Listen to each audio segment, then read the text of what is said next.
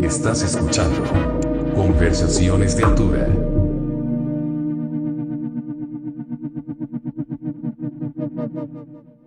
Okay, thank you so much for doing this. I really appreciate you. No problem. Okay, so it's been almost 20 years, if I'm not mistaken, when you start Sun, right? Over 20 years. Over It's 98. 98? Oh, okay. Wow, 20. Yeah, it's long. So what does live metal mean to you both as an artist and personally?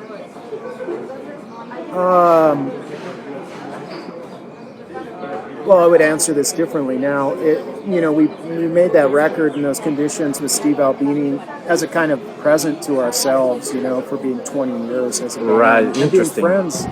Also, Greg and I being our friendship. That's the core of the music. Really. Yeah, definitely. But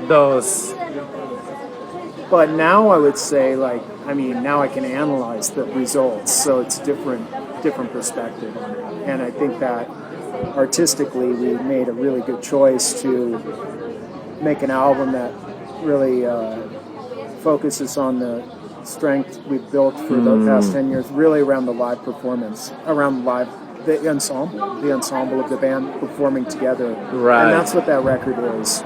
That's how it was made. And that's the way Steve makes records.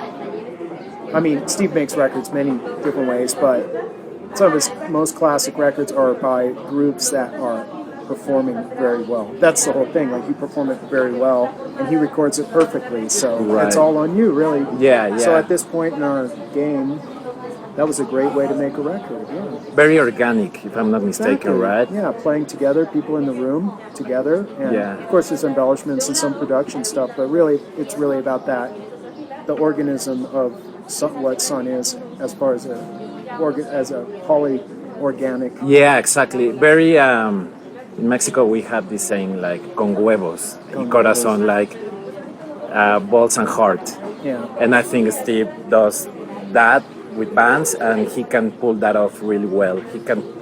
I mean, I haven't recorded with him, but I have the idea. You could, though. That's the thing. Yeah. That's how open. Anyone can. Yeah, he actually was in Mexico not too long ago recording a punk rock band. Yeah. So that's pretty cool, right? Dude, the first time I recorded with him was '96. It was with this metal band I had called Burning Witch. Oh, It's a okay, doom cool. band. And he was coming to I was in Seattle. He was coming to Seattle to record a band called Silkworm. And he had a few days before. And the bass player of Burning Witch was brothers with the drummer of Silkworm, Michael Dahlquist, who unfortunately isn't with us anymore. But actually, the bass player of Silkworm is in Sun now. Oh, so there's sweet. a long story there. But the bass player of Burning Witch, Stuart Dahlquist, he said, "Hey, Steve's coming, and we can just ask him. Maybe he'll come a few days early and record us." And we hadn't recorded anything before, and I had never recorded a record. I'm like, "Oh, that'd be amazing if I recorded Nirvana, whatever." So this was your first recording ever? My first album recording. Yeah. Ah, okay, yeah, sure. It was just, and he was like, "Yeah, sure." And we recorded a record in 2 days, type thing. And the most mind-blowing thing, which I got to talk to him about while we were doing live metal, to sort of make sure my memory was correct, because I was smoking so much weed in those days. It was a big part of the music, and plus it was over 22 years ago. Who knows what the memory is? But the band he recorded right before coming to Seattle was Robert Plant and Jimmy Page. No shit. At Abbey Road in London or something like that, or BBC. And then he came to Seattle and recorded our fucking doom band. and I was like, "Steve, so that's really what it was?" He's like, "Yeah, that's it. That's what I did, yeah." So I'm like, "So the guitarist you recorded before you recorded me doing Burning Witch was Jimmy Page?" He's like, "Yeah, I guess so." I was like, "You're so fucking cool." Yeah, How cool is exactly. that? He records Jimmy Page and he flies to Seattle and records some doom band. It's a 21-year-old black metal guitar player. No, that's awesome. And he's still that way. And that spirit, when we did life metal with him, that kind of spirit, that openness, that love, punk rock or whatever, being a punk rock person, just being very socialist. Wow. That's how Sun is too in so many ways. You know? Yeah, for It's sure. like that culture is very important, you know. So coming back to him now, we're much older. We've done so much more. We're more experienced in so many ways. And that also has to be very inspirational to work with someone like Steve, right? Like, It is on a meta level, but then when you're working with him, it's just working with someone who's really good.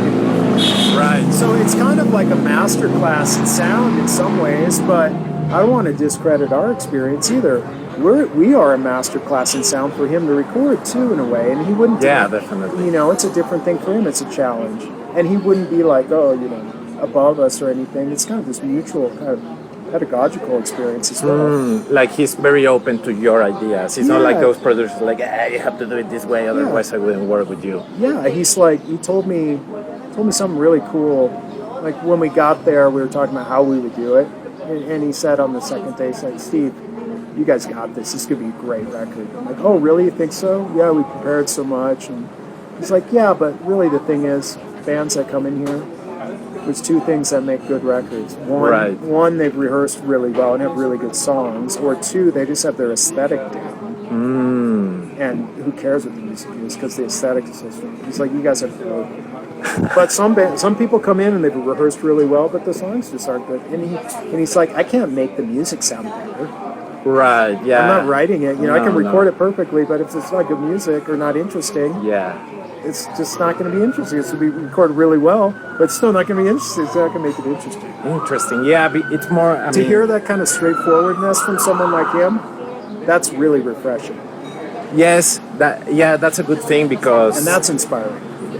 For sure. Just why should there be any bullshit? Why it's not like, oh, I can bring in a horn section and like emphasize this for you, or let me rewrite this in my way and put my character on it. You know, it's just like, it's real. You're in reality and you're in the present moment, and that's what's going to happen. You know, you can't. You can any image you want to put in there. You have to. It has to be a real image. You know. Yeah, definitely, and it's also very, like you said before, it's very punk rockish. You know, like it doesn't matter if Metallica comes to me and gives me $10 million to record the album, but if I'm not interested, why should I accept it, right? Well, he would. I mean, not me, but like him, I guess. I think he would record them for $10 million, but he wouldn't be like, oh, you know, I'm going to make a Metallica sound good again. It's like it's on them, you know. Oh, okay, yeah, that's pretty cool. So going back to... He'll make them sound sonically good, but, you know, it's still their music. It's not him. Yeah. I mean, that's can pretty do as bold. much, Someone right? who's so... It's pretty bold when someone who has that much experience and history is just totally down to earth like that. Yeah. It's your music. You know? So I'm providing a service. I'm a It's like a cinematographer. You know? Would it be fair to say that he's like the director?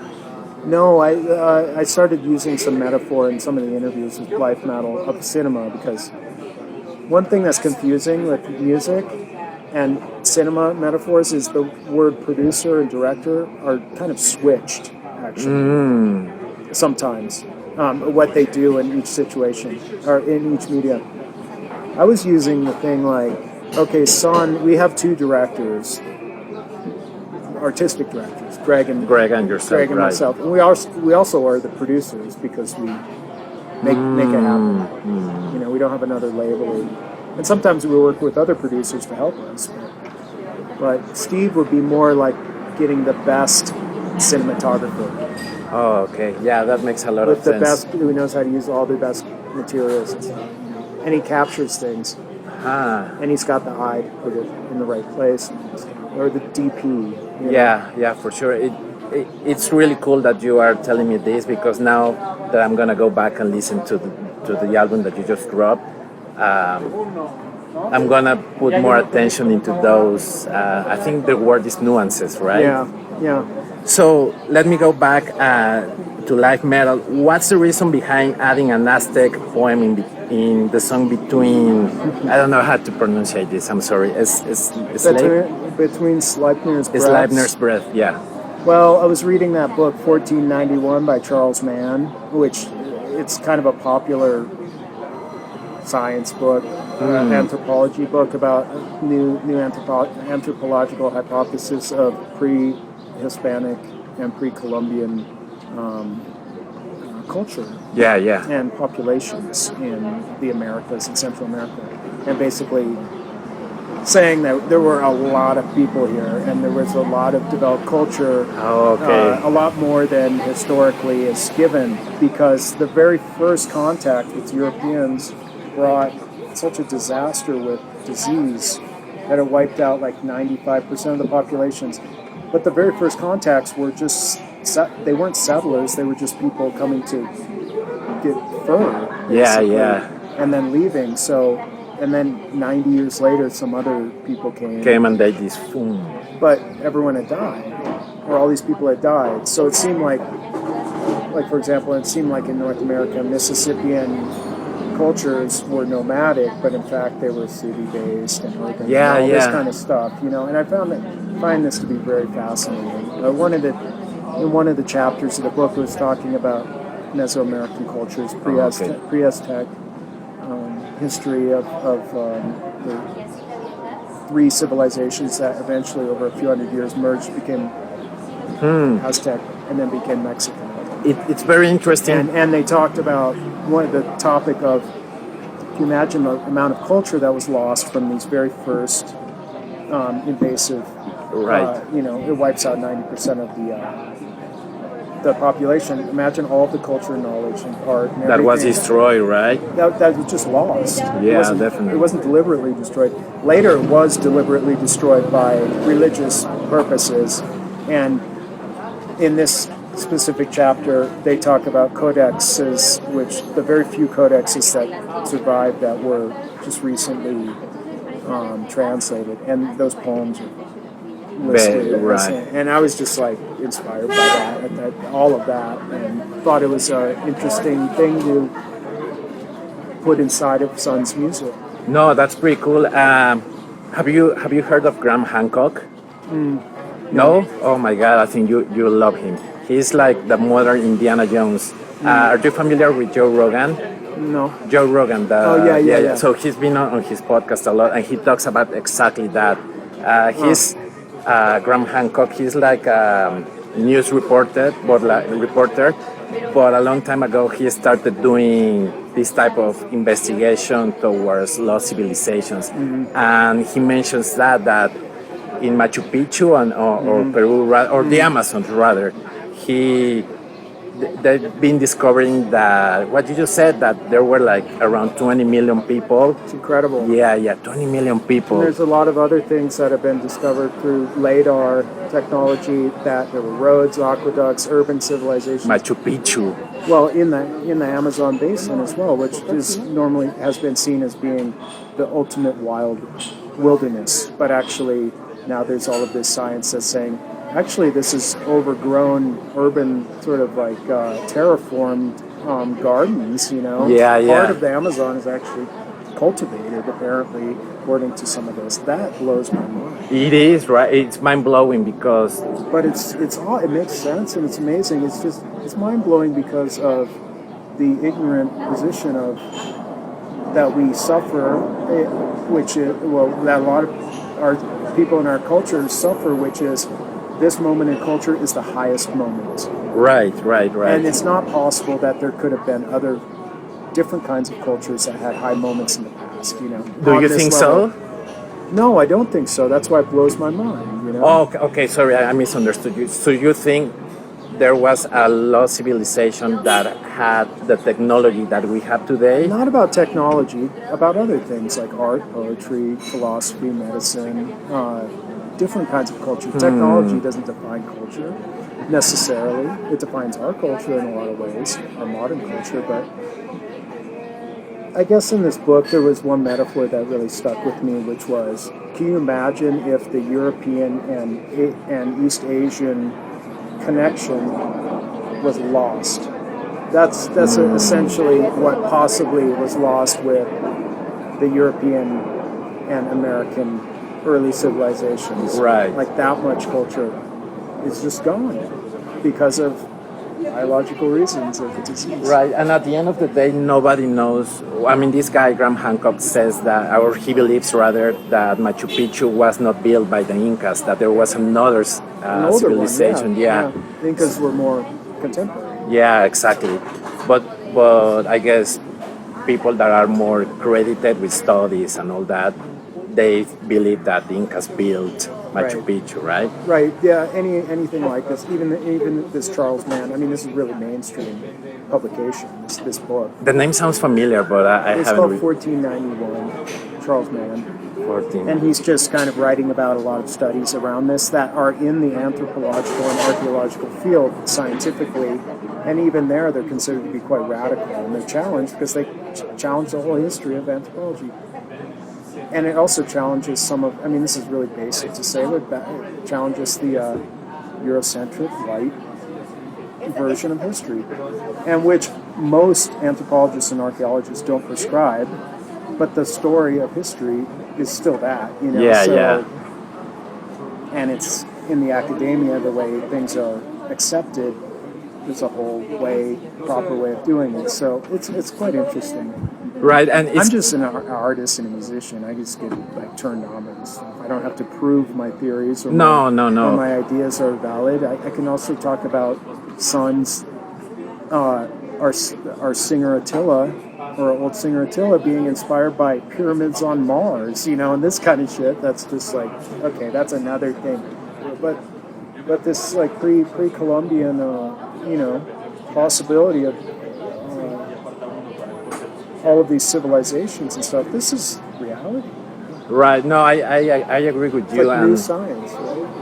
It's not new fact- science, you It's mean? new science. It's not. They're new scientific theories. You're right. It's not fantasy. No, it's not. I mean, It's it not has. superstition. It's not some spaced out supernatural stuff. It's just possible history that's being uncovered, and that's Right. amazing. And it keeps being uncovered.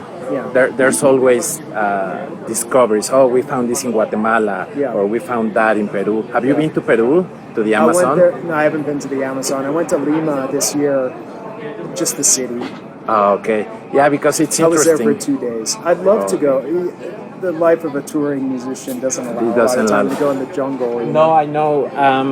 I asked this because But it does allow a first contact with people that make friends and go back many times. So maybe I can visit sometime and do something. right, because I noticed in your music, especially Thank you. after watching your live shows, that Son and Soma, it looks very, and sounds, I bet, I haven't had the chance to see your show live, but I'm looking forward to it. And I'm excited because it seems like I'm going to attend some sort of ceremony. Is that fair to say? Like very, yeah, Well, it's I very want to be careful with that because, of course, Okay. we're using a lot of arguably ceremonial attributes. But even being on stage is a kind of ceremonial attribute in modern time, you know, with Yeah. lights and all of this performance audience relation. We're not performing a ceremony. I think that's not real. That's not a real aspect. It could be interpreted ceremonially. Okay, but you don't feel like you are doing a ceremony in some sort of way? I don't know. I used to think it was more ritualistic and stuff, and maybe it does have ritualistic frame, but it's music. It's really music. We're not doing like a religious. No, rites. and I didn't mean it that way. There is a gathering and there is a social cohesion that happens in those kinds of things that I think is significant. Maybe that's what a ceremony is, for the audience to participate in as well. Right. As witness, but also participant somehow. But I guess 10 years ago or 5 years ago even, I might have a more bold answer for you, but now I pull back a little bit on it just because it's striking how different subjectivity can be for each person. I've learned. Right. Yeah, but I don't want to step on anyone's No. subjective awareness, like perception of what's happening. I think it's very interesting if people think it's ceremonial or if they think it's theatrical or it has these different things. I'm doing it, you know. However it's perceived, our intentions are different. Right, because people are different, right? And I can see it as some sort of ceremony. And I didn't mean it in a religious way, just to clarify that. Well, ceremony, I mean, ritual is in everything. This is a ritual, right? Yeah, definitely. Or even like... Drinking this special drink that we have that contains caffeine. Definitely. And Or tea, right? Like you know, this is a ritual.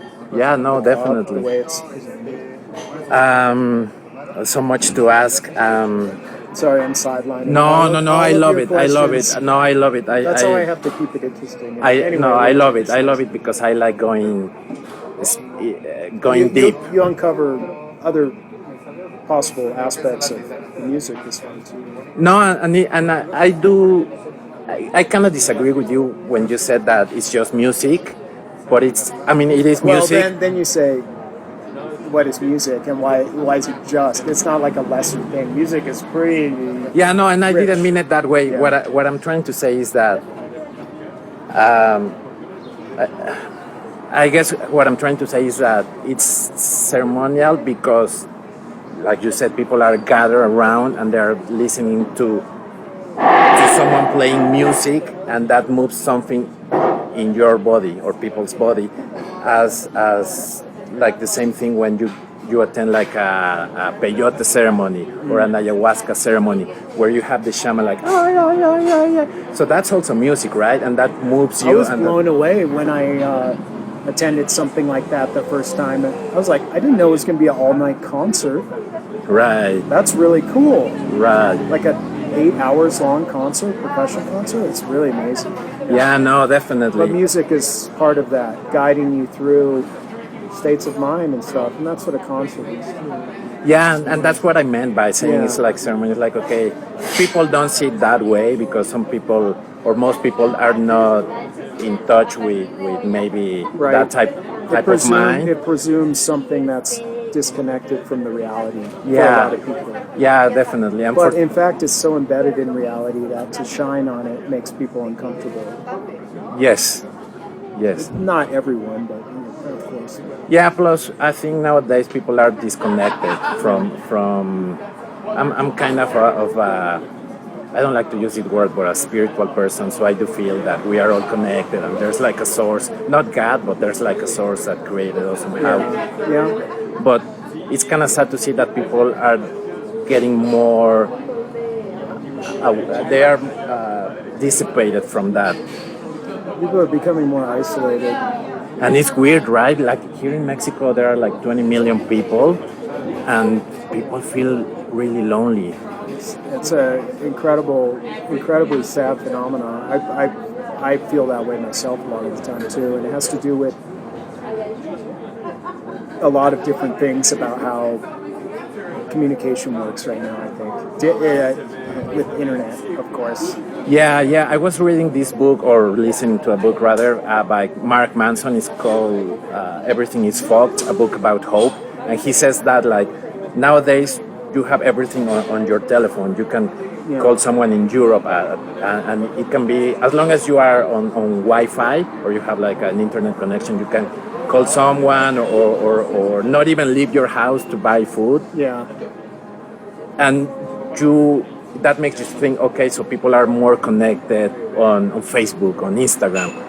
But in real life, people are disconnected. Well, I was talking in another interview about the mind-body consciousness connections, and that's something that is more disconnected when you're mentally like communicating with people through Instagram, Facebook, and stuff. That's a pure mental exercise. There's no physicality to it, and that's a big part of it. No. And then your own self. I mean, I've faced this quite heavily in the past few years, having incredible realization how disconnected I am to the mind-body connection. It's incredible, and that's being lonely from your own, person. Yeah. Which is what you're actually lonely from. You're not lonely from not meeting other people. Like you have to be at least in a solid state to even express like connection, right? Yeah, definitely. So if these tools are like built around only one side of it, you know, that's part of the issue as well. right. And how do you navigate that disconnection, or when you are conscious of, okay, I'm really bad at navigating it. I'm so addicted to the internet and social media. It's like I have to really like turn off my phone and get like a dumb phone. That's how I do it. It's really hard. But I got really into meditation the last year. That was my next question. It's very helpful. Vipassana is very helpful. Different, those kinds of, have you tried Southeast Asian Buddhist practices, right? practices. Have you tried the sensory deprivation tank? Yeah, I've done that. Did you like it? You mean like a flotation tank? Yeah. It's interesting, yeah. Yeah, and that I tried that. I don't know if it's really necessary if you're into meditation. I mean, it's interesting. I guess I was hoping for like a big like kind of like hallucination experience or something, but it's relaxing. I think if just to I was in Tasmania in June playing music solo, and I was walking around this town Hobart trying to find something to do, and there was a center there, like a flotation tank center. I'm like, oh cool, I'm gonna do that. Flotation tank, this will be perfect. And I played tonight, like 2 hours flotation tank, and I was in there, and it was like every time a truck went by, the tank would be like, "Whoa." You could hear the street. I was like, what am I doing? I should be in a swimming pool swimming, so like activating something, not just, what am I, I'm not, there's no deprivation going on. It's just like hearing the trucks. Yeah, I understand that. I used to live in Toronto for like 5 years, and that's where I was in touch with that. Yeah. And the way, I mean, I did it sober, and I did it, I guess intoxicated is the word, with weed. Yeah. And with weed, that's when I reach like consciousness. What I guess it could get really psychedelic. I've done lots of drugs in my days and stuff and whatever, and had amazing experiences. But for me now, the more powerful experiences are connecting with people intimately, right, and also connecting with nature.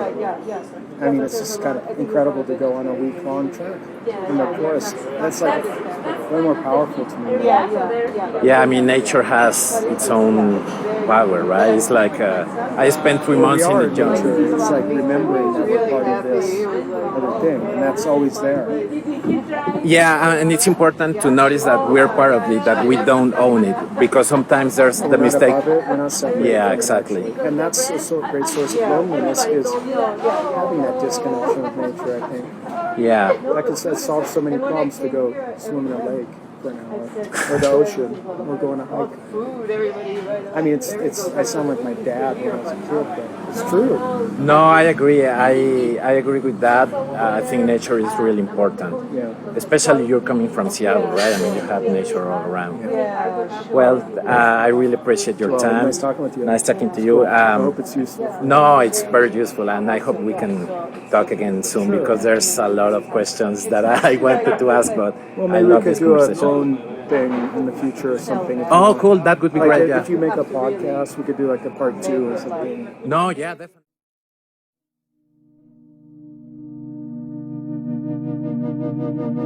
Acabas de escuchar Conversaciones de Altura.